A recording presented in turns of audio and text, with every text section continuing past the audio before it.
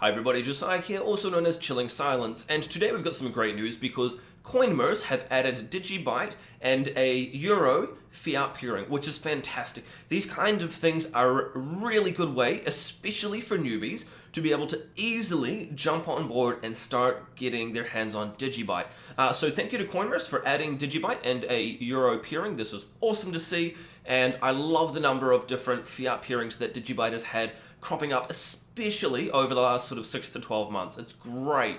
I use it myself even when I purchase DigiByte. It's the easiest way to go and buy yourself some DigiByte.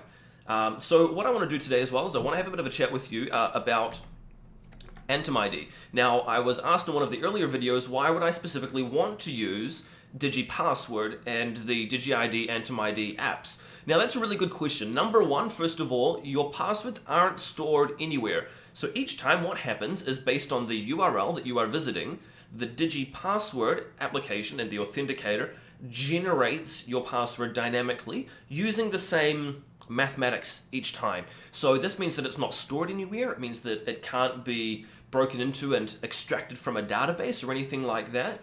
So this is a picture here, which I've been sent by AntimID, which is really cool. It kind of explains it a little bit. Some of it's slightly technical terminology, but the main thing here is that every time you go to a website and you scan your DigiID, that's when it generates the password and it sends it to the server. It's not kept anywhere, so it can't be broken into and stolen. And I think that's a really important distinction to make compared to other password managers, which are simply a encrypted file that can be attacked and can be brute forced. So that's really cool to see.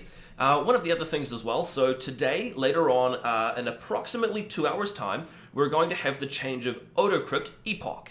So what this means is that Odocrypt is going to adjust itself and the way that it expects blocks to be being created. Now, interestingly enough, it turns out I had actually set up my miners. Now, this is a little photo of what it looks like inside of the core wallet when you receive and when you find a block and you receive that Coinbase transaction as a reward. So that was pretty cool. It turns out that when I had plugged mine back in, I had previously set it up from before it actually went live, and they just started mining once I'd plugged them in. So that was super, super cool. And it turns out I've actually found a block with just 2 of the DE10 nanos going. So that's really cool. But so what happens with this change of epoch? This is what I really want to explain. So we are changing the Odocrypt algorithm. It happens automatically every 10 days.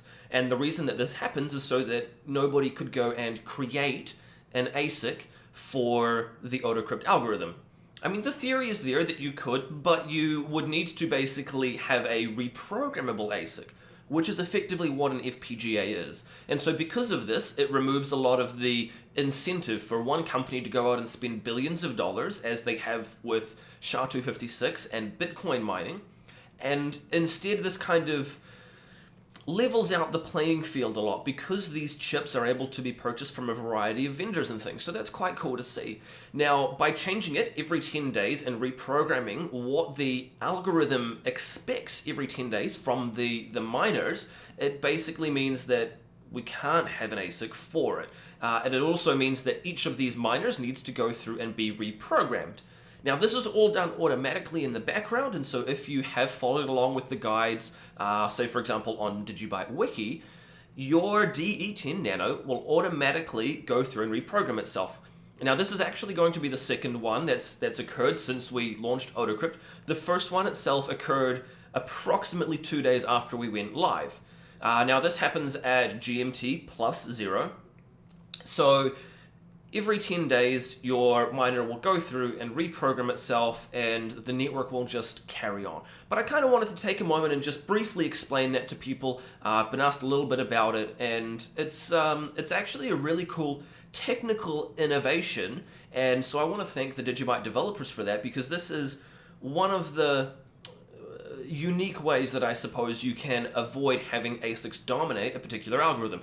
Now, don't get me wrong, obviously ASICs are great. The hash power that they provide adds a lot of security to the network, but this is something that's going to further help distribute the blockchain, distribute the mining, and over time we will see a lot more solo miners, hopefully, such as myself, able to participate in the network. So anyway, I just wanted to kind of bring you up to speed on that. What I'm also going to do is a bit of a live stream tomorrow morning.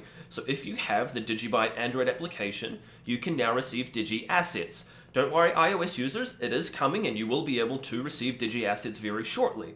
However, for the Android users, I wanted to get something out so that you could start to use it, get a bit of an idea of what to expect, and maybe send some Digi Assets to some friends and family.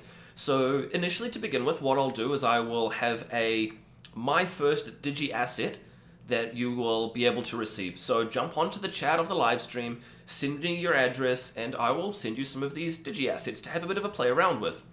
Now, eventually what I want to also do is a specific and a unique collectible that kind of says, I was here at the start, I was participating, and I'm one of the early adopters. I think something like that would be really quite cool for maybe for a little bit of bragging rights amongst some of your friends 5 or 10 years down the line when everybody is using them and you've got this unique Digi Asset. So I'll look at issuing a second one a little bit later on, but for now this will be more of a shareable Digi Asset that you can use to send to friends and to family and kind of get them into it as well and get them excited as I am for Digi Assets. So what I'll do is I'll post a link to that. You can subscribe to my channel here, hit the notification bell to be notified when I do go live tomorrow. It's probably going to be around about maybe 9 a.m. New Zealand time, so that'll be pretty late for Europe or early afternoon and evening for those in the United States.